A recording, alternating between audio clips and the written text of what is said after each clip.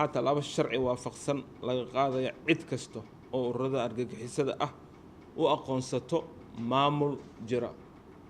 sida inay u xukun tagaan waa la soconaa dad badan Soomaaliyeed u xukun tago kuna qanacsan xukunkooda arrintaasna waa mamnuuc qof uu aadi karo xukun ma jirto sidoo kale qof la shaqay kar ma leh sidoo kale waxaan rabnaa hay'adaha isgaarsiinta in halkan ugu dirno go'aanka golaha wasiirada ay gaareen waa mamnuuc inay u xawilaan lacagaha sida EVC Pluska SAT email iyo inta kale oo jirto ayadana sidoo kale waa mamnuuc inay ururada argagixisada ay howlaas u fududeeyaan waxaan rabnaa sidoo kale bangiyada xawaaladaha ayagana waa ka mamnuuc inay xiriir la sameeyaan ee lacagaha u qabtaan ama ay akoonadooda bangiyada ay u hayaan waa mamnuuc waa go'aan dawladeed marka arrintaas waxaan rabnaa markii wareegtada prime minister ay soo baxdo in sidoo dhaqsaha badan la fuliyo go'aankaas waxaan kaloo ogsoonahay dadka Soomaaliyeed ee joogo Soomaaliya oo dhan gaar ahaan Muqdisho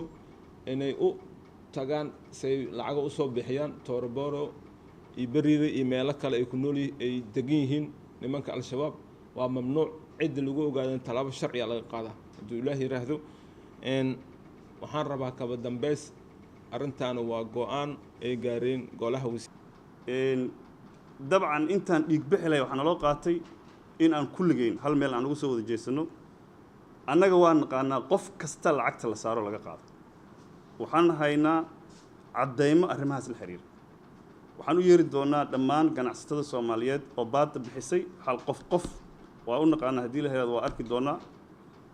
dabcan wixii hadda ka dambeeyana cid looga dul qaadan doono ma jirto inay ku qanacsanaato xukunka shabaab cid loogu aabiyeeli doonaa ma jirto inay u aqoonsato cid canshuur siisa shabaab macnaheedu maamul sharci iyo nidaam sharci oo aqoonsata ma laga yeeli doono hadii Ilaahay yiraahdo in ay shabaab hoosna ay ka siiso ii sheeg maxaan ku dhaca canshuurta korna oo liyaysay kaana dhigto dadka Soomaaliyeed waxa laga rabaa waxaan si loo dhameystiro hal meel waxaan looga soo wada jeesto dagaalka dawladda ay ku jirtana gacan la siiyo dhaqaalaha shabaab la siinaayo cudurdaar ma leh aniga sida ila tahay aan garana markii isgaarsiinta bangiyada xawaaladaha in aysan lacag u qabanin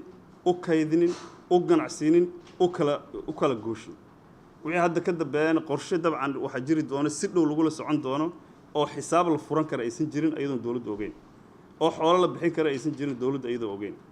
oo talaab dhaqaale oo la qaadi kara aysan jirin ayadoo dawladdu ogeyn cid lagu qabtana ayada ka jawaabaysa sababta saas loo yeelanayo inaan ganacsiga iyo dadka Soomaaliyeed aan cambureynayna ma ahan waxay tahay naftiina iyo maalkiina iyo sharaftiina inay nabad gashaan ayaan rabnaa wixii hadda ka dambeeya waxaa la fulin doonaa hay'adahu fulin doonaan sida sharciga waafaqsan cid kastoo lagu helo in la horgeeyo maxkamadda sharciga u leh sidoo kale waxaan ognahay dhibaatada ay geystaan waxay u geysanayaan waa ganacsatada iyo ummadda iyo hooyada aan waxba galabsan Roda Cabdi Xasan Somali News TV magaalada Muqdisho